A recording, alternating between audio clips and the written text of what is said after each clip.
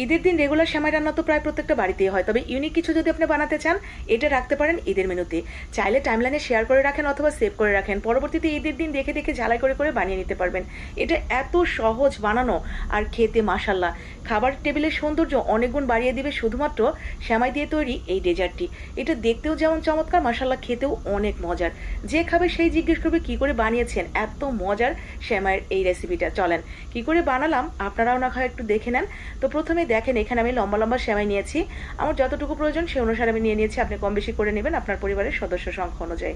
এরপরে দেখেন 1/2 ইঞ্চি করে একদম ছোট ছোট করে এগুলো আমি ভেঙে নিচ্ছি।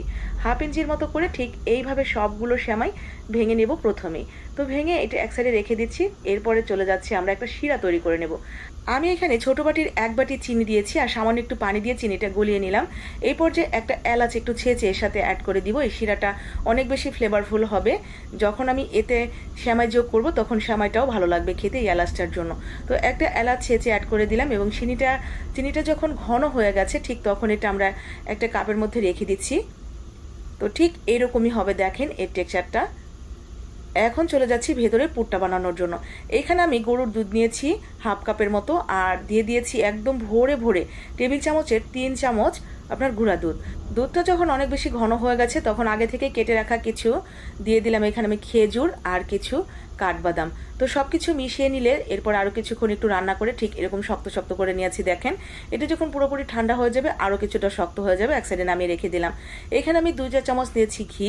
ঘির মধ্যে সেই 1/2 ইঞ্চি করে ভেঙে রাখা সেমাইগুলো আমরা অল্প আছে ভেজে নেব। একটু ভাজার সময় একদম চুলার আঁচ লো করে দিবেন, নয়তো পুড়ে যাবে কিন্তু, কারণ সেমাই অতিরিক্ত হালকা, অল্প একটু তাপ পেলেই পুড়ে কালো হয়ে যায়। তো কালো হয়ে গেলে কিন্তু মন খারাপ হয়ে যাবে, তখন যে ডেজার্টটা আপনার সুন্দর হলো না দেখতে। তো অবশ্যই একদম অল্প আঁচে রেখে ভেজে নেবেন মচমচে করে। এরপরে দিয়ে দিবেন ওই যে প্রথমে শিরাটা বানিয়ে রাখলাম, তো সেই শিরাটা দিয়ে দিলাম। শিরাটা দিয়ে এই পর্যায়ে চুলার আঁচ কিন্তু একদম লো। তো শিরাটা দিয়ে আমরা মিশিয়ে নেব।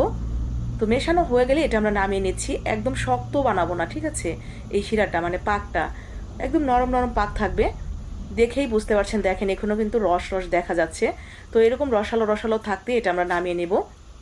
এরপরে আমি নিচে দেখেন একটা পলি ব্যাগ দিয়ে দিয়েছি, তার উপরে সেমাইটা বিছিয়ে মাঝখানে ওই যে পুরটা বানিয়ে রাখলাম সেই পুরটা লম্বাটে করে দিয়ে দিয়েছি। ব্যাস, এটা সাথে সাথে কেটে নিতে হবে।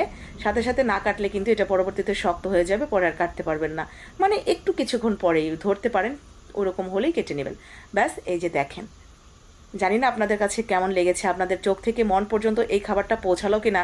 তবে এটা কিন্তু আমার বাসার ছোট বড় সবাই খুব পছন্দ করে। আর এটা তো আমি ঈদের মেনুতে রাখবই, কারণ এটা একদিন আগে বানিয়ে রাখলেও কোনো সমস্যা নেই, একদমই নষ্ট হওয়ার কোনো ভয় থাকবে না।